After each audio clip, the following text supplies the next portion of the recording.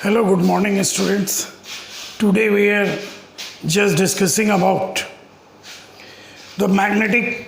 We have already discussed in a previous video magnetic force. Today, magnetic force on a charge. Today we discuss magnetic force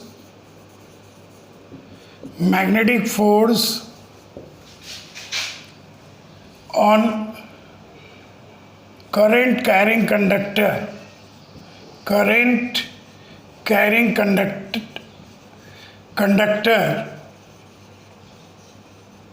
a magnetic field, current carrying conductor in uniform magnetic field.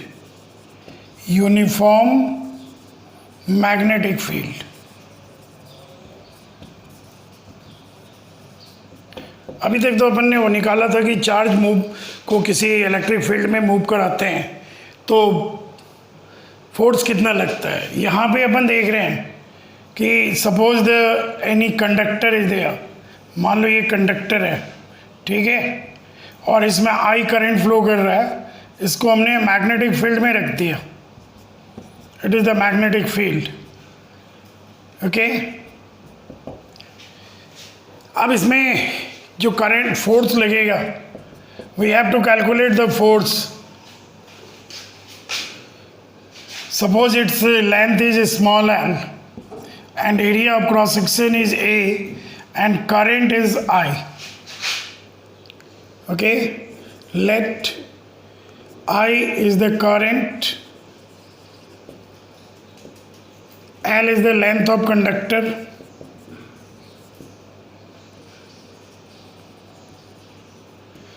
B magnetic field, ठीक है। Now force on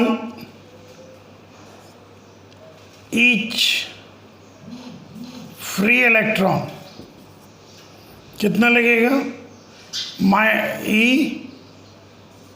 V cross B, ठीक है। But E is equal to, यहाँ लग गया F, but E हम यहाँ पे मैग्नीट्यूड की बात, यहाँ पे हम माइनस साइन भी ले सकते थे, ठीक है।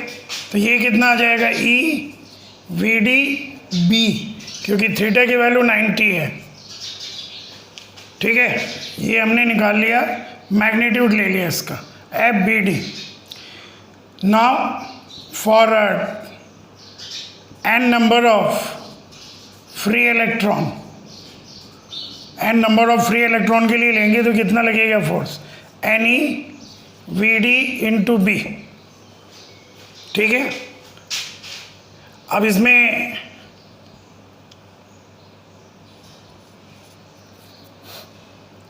वी डी की वैल्यू पुट कर देते हैं। एन ई वी डी हमारा होता है I N A E into B, E से ई कैंसिल आउट हो गया। कैपिटल एन को हम लिख सकते हैं एन इंटू ए इंटू एल। कैपिटल एन क्या है यहाँ पर? Number of free electron per unit volume, ये हमारा है, ठीक है। वैल्यू यहाँ पुट कर दें, then we get I B divided by n into A, n into A are cancel out, so F is equal to BIL। और यदि हम इसको वेक्टर फॉर्म में लिखेंगे तो F equal to IL cross B। So it is the force act on current carrying conductor placed in uniform magnetic field, okay। Now and it can be written as F equal to I BL sin theta, unit vector n is there, okay।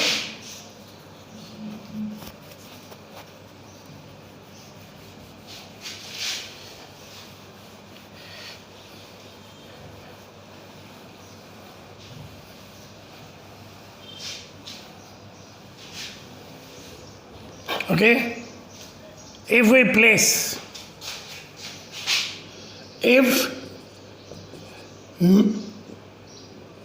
current carrying conductor placed parallel to B, in this case theta equal to 0 and there will be no force act on it, कभी भी इसमें force नहीं लगेगा. Second case, if conductor placed perpendicular to बी, तो theta हमारा 90 है और इस केस में मैक्सिमम फोर्स एक्सर्ट होगा BIL and that is the maximum force. Okay, so these are the two cases.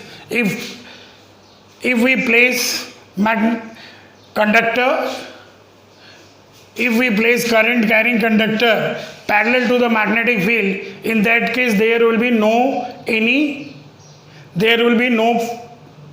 magnetic force act on the conductor, and in the second case if it is placed as a perpendicular, then it is BIL maximum. Okay, the direction of such force,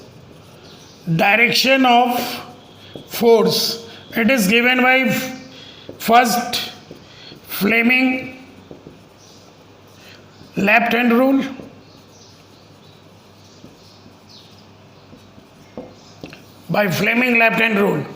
if we stretch the three finger, first finger, middle finger and thumb, such that they are mutually perpendicular like this one, magnetic field indicate along this, current along middle finger, then force always act along the thumb.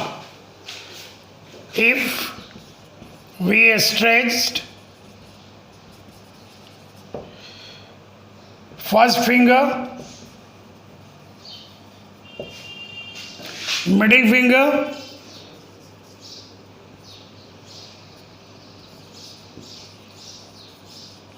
and thumb such that they are perpendicular to each other,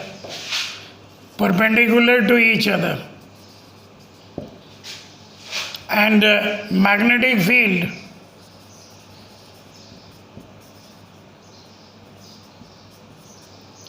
act along first finger,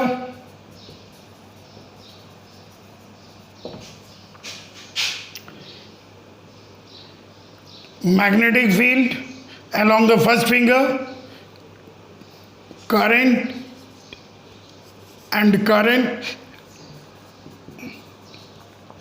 flow along middle finger, then thumb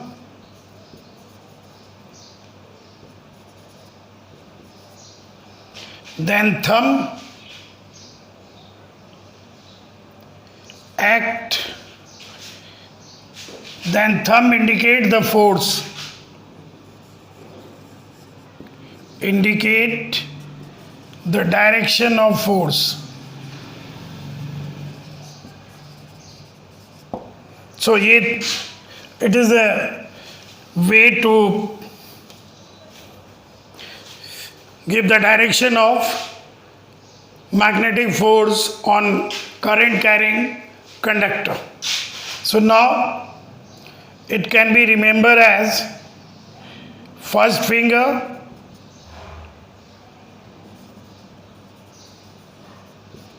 B, middle finger,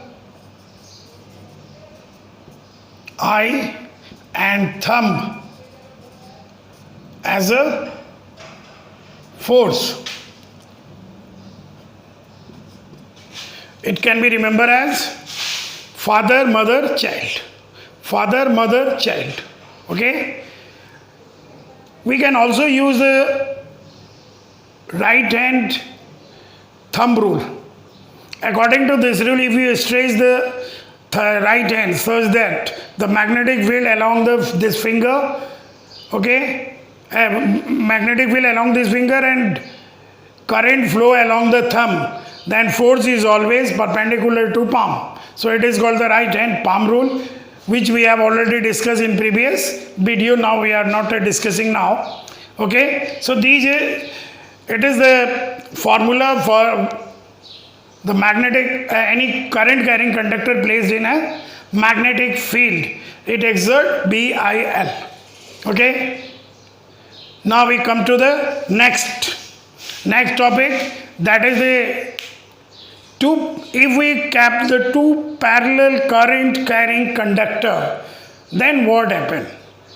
Since it has a current, it must be produce the magnetic field, and we put the another current carrying conductor which is in the magnetic field of first one. That's why it must be exerted the force. Similarly, it is also the exerted the force due to this one. So we have to find this expression now. Okay,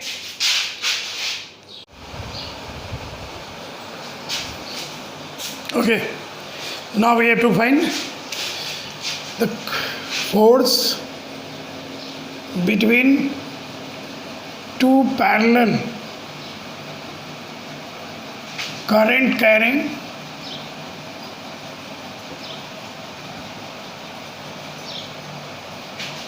conductor.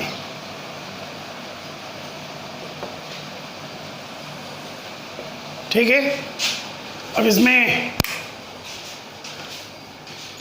पहला condition लेते हैं, if current flow in same direction.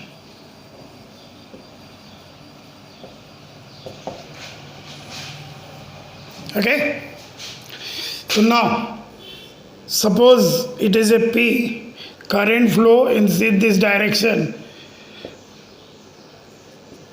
यहाँ पे I1 current ले लिया, ये point Q है. यहाँ मैग्नेटिक फील्ड का डायरेक्शन किधर होगा? इधर की तरफ होगा B1. ठीक है, अब इसमें हमने इसके अंदर हम एक दूसरा Q पॉइंट पर एक दूसरा कंडक्टर रखे जिसमें सेम डायरेक्शन में करंट फ्लो होता है. ये डिस्टेंस है D. So due to this current carrying conductor, magnetic field at P is directed in this direction. और इसमें मैग्नेटिक फील्ड किधर जा रहा था? इस डायरेक्शन में जा रहा है F2. F2 किधर लग रहा है हमारा? इधर हमारा B1 है, तो मैग्नेटिक फोर्स किधर लगा? F2. देखो B अंदर की तरफ है, ठीक है, B अंदर की तरफ है, करंट ऊपर लग रहा है, फोर्स किधर लगा? F2 इधर की तरफ. अब हम इसके डायरेक्शन में ले लें, ये I1 ये I2 है, इसके लिए मैग्नेटिक फील्ड इधर लग रहा है, तो इस पे फोर्स किधर लगेगा?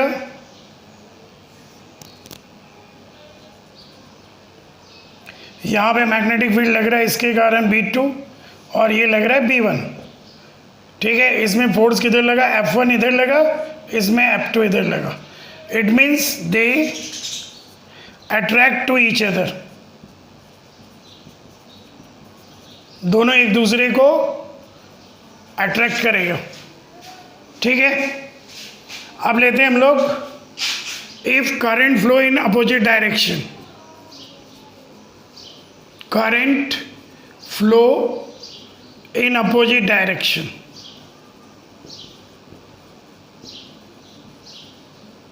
अपोजिट डायरेक्शन के लिए ले लें, इसमें करंट फ्लो कर रहा है, मैग्नेटिक फील्ड का डायरेक्शन इधर होगा B1. अब इसमें जो करंट है उसमें डायरेक्शन अपोजिट है. देखो आप, इसमें I2 नीचे जा रहा है, तो B2 एक्टिंग देगा, करंट इधर, फोर्स किधर लगा? फोर्स हमारा इधर लगेगा F2, इसमें F2 इधर लगा. ठीक है, अब हम ले रहे हैं ये इसके कारण इसके कारण यहाँ जो मैग्नेटिक फील्ड होगा क्यू पॉइंट पर, उसका डायरेक्शन किधर होगा? करंट हमारा डाउनवर्ड जा रहा है, करंट डाउनवर्ड है, ठीक है। तो करंट हमारा डाउनवर्ड है, तो इसमें मैग्नेटिक फील्ड किधर होगा? इनवर्ड होगा, अंदर की तरफ ही होगा। यहाँ पे लग गया हमारा B2। अब B2 अंदर है, करंट ऊपर जा रहा है, फोर्स किधर लगा? ये हमारा P पॉइंट है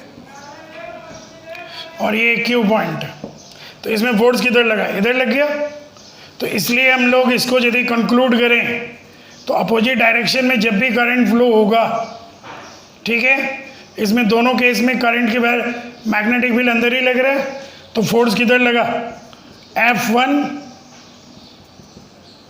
और इसमें फोर्स किधर लग रहा है? F2। It means they repel to each other, ये दोनों एक दूसरे को रिपेल करेंगे, ठीक है। तो ये तो समझ में आ गया होगा डायग्राम से। अब इसका मैग्नीट्यूड निकालते हैं। तो now magnitude of this, magnitude निकालने के लिए अभी अपन ने जो एक्सप्रेशन किया था, फोर्स कितना लगता है? BIL। तो हम यहाँ F1 की बात करते हैं। F1 कितना होगा? B मैग्नेटिक फील्ड सेकेंड का length into I1, but B2 की value μ0 I2 upon 2 pi R। तो इसलिए फोर्स क्या हो गया?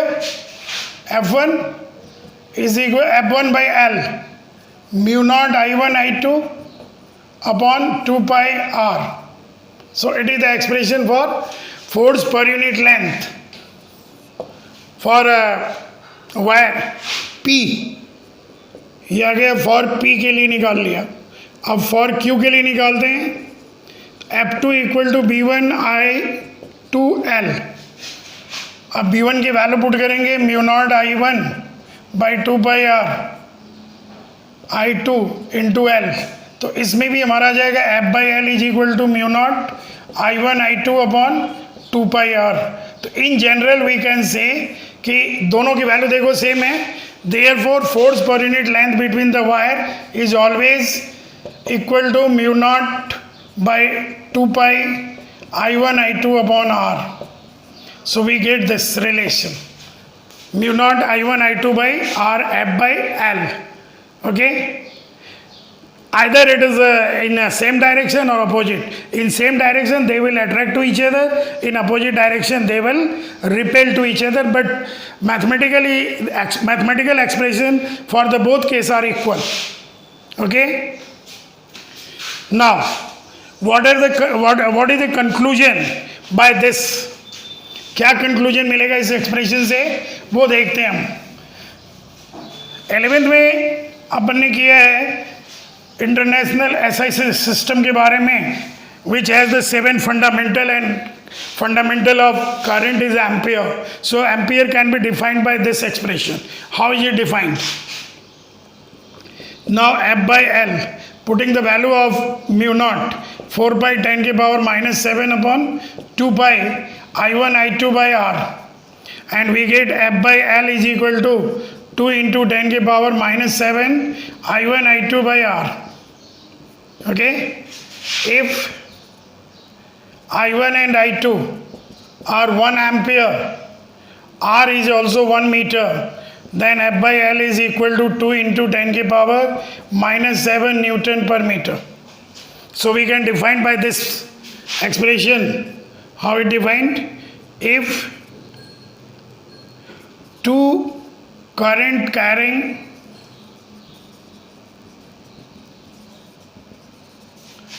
parallel wire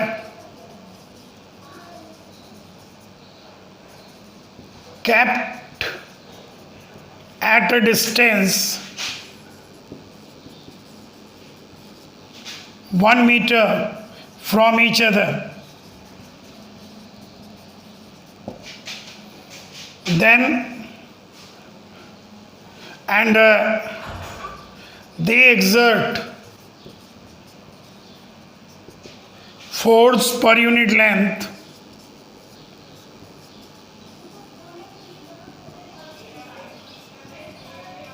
as 2 into 10 raised to the power minus 7 Newton per meter, then current in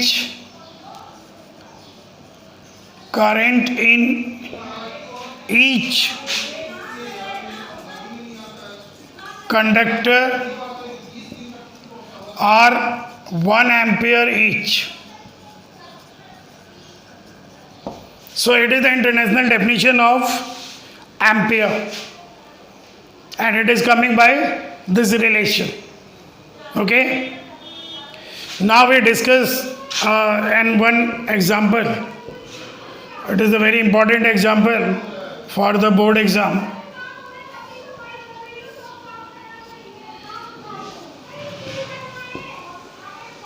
Okay,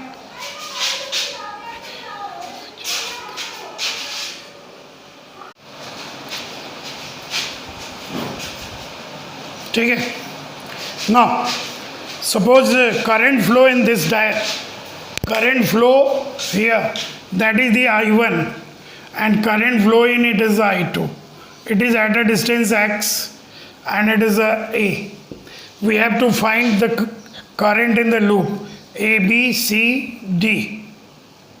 Find force on loop ABCD due to current carrying a straight conductor. We have to find this one. अब देखो इसमें ये I1 current flow कर रहा है, तो force किधर लगेगा? सेम डायरेक्शन में है. इसमें फोर्स क्या लगा? F2. सो नेट फोर्स कितना हो जाएगा यहाँ पर? F equal to F1 minus F2 and it is equal to B. इसके कारण ले रहे हैं, तो ये आगे हमारे पास यहाँ पे mu naught I1 I2 upon इसकी डिस्टेंस x है इंटू L. L हमारा क्या होगा? A के इक्वल. साइड, इसकी साइड है A minus mu naught I1 I2 into A upon A plus x. यहाँ से डिस्टेंस है.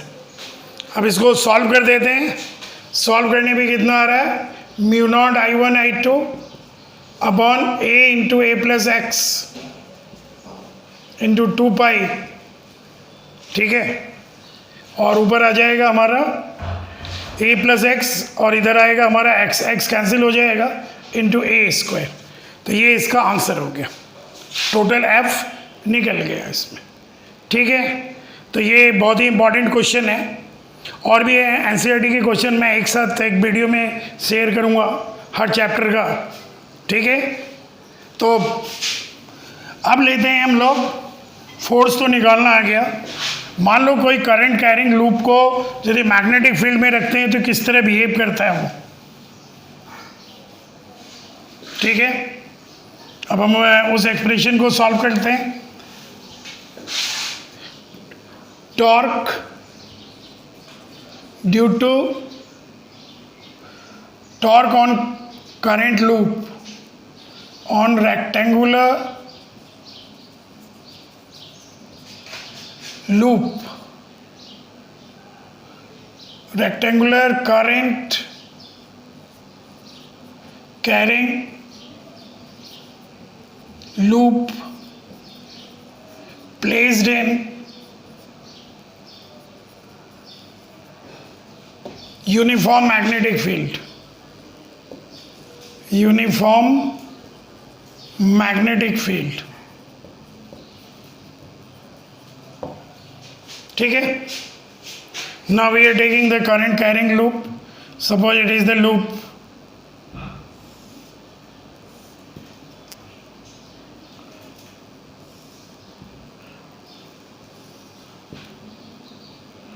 It is a current carrying loop A, B, C and D. And magnetic field acting in this direction. ठीक है, इधर हमारा magnetic field लग रहा है. इसको मान लेते हैं P Q, R and S. Current flow in this coil as this direction.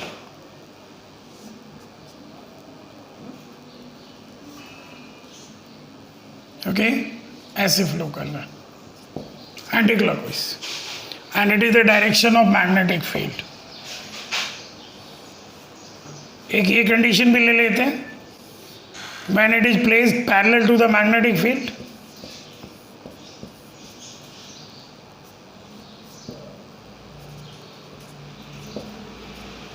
Current flow कर रहा है, मैग्नेटिक फील्ड है B, P Q R and S. इसके विड्थ मान लेते हैं बी और लेंथ ले लेते हैं हम लोग एल. ठीक है, अब इसमें देखो, due to the current magnetic field इधर लग रहा है, करंट ऊपर है, फोर्स किधर लगेगा, अंदर की तरफ, F1. ठीक है, इसमें देखें, इसमें करंट मैग्नेटिक फील्ड हमारा इधर है, करंट हमारा यूं फ्लो कर रहा है ऐसे, तो फोर्स हमारे नीचे की तरफ आएगा, देखो ऐसे, तो ये हमारे नीचे की तरफ आ गया F2. इसमें जो फोर्स लग रहा है वो लग रहा है हमारा F3, क्योंकि करंट नीचे है, मैग्नेटिक फील्ड इधर है, फोर्स बाहर की तरफ लगेगा. और इसमें फोर्स लग रहा है सिमेट्रिकली अपोजिट F4. ठीक है, इसमें भी हम देखें तो ये आ रहा है हमारा F1 और ये आ रहा है F3, F2 0 और F4 भी 0. ठीक है, यहाँ एज्यूम कर लेते हैं, let L is the length of loop, B is the breadth of loop. Okay, F1 force along PQ, F2 force along QR, F3 force along RS, and F4 force along SP. So these are the four forces and these two are the cancel out. Net force कितना हो जाएगा यहाँ पर, F net, F1 plus F2 plus F3 plus F4. Okay, so these are the forces, but F1 equal to minus F3 और F2 equal to minus F4. तो net force कितना आ गया यहाँ पर,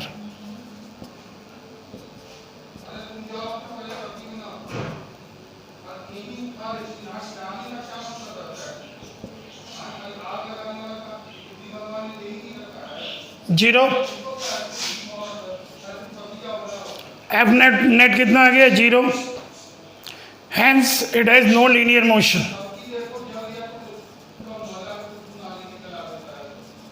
नो लीनियर मोशन, इसमें कोई भी linear motion possible नहीं है. ठीक है, so only possibility is what, these, but F1 F2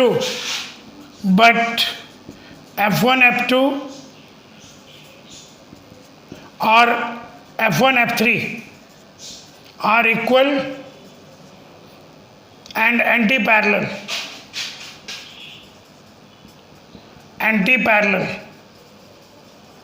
Hence it produces a torque which has tendency to rotate the coil about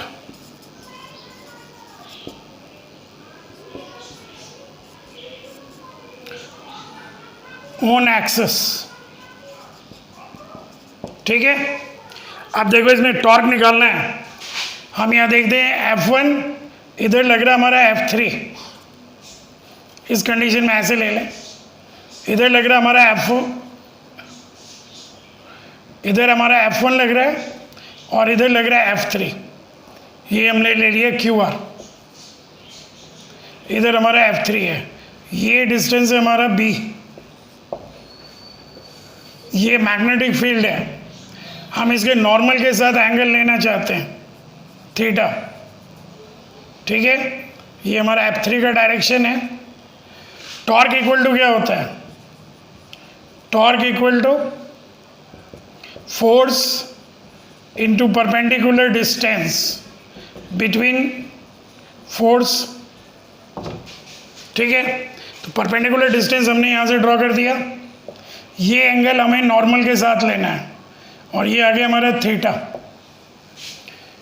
तो यहाँ पर हम QT, तो यहाँ पे टॉर्क कितना आ जाएगा?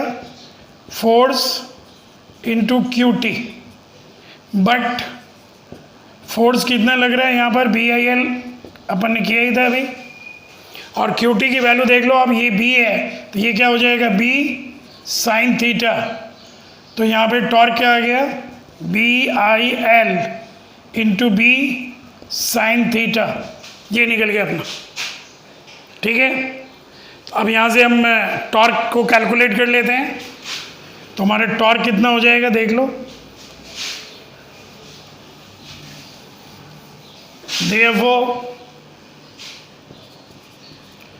Torque is equal to force यानी BIL इंटू QT। QT की वैल्यू रख दिया हमने BIL into small b sine theta. तो ये आ जाएगा हमारे पास torque equal to BIL into B को एक साथ रख लो। L into B is the area of,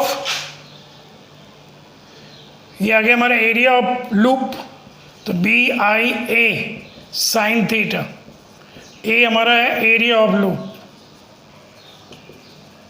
और एरिया ऑफ लूप आएगा L इंटू B, ठीक है।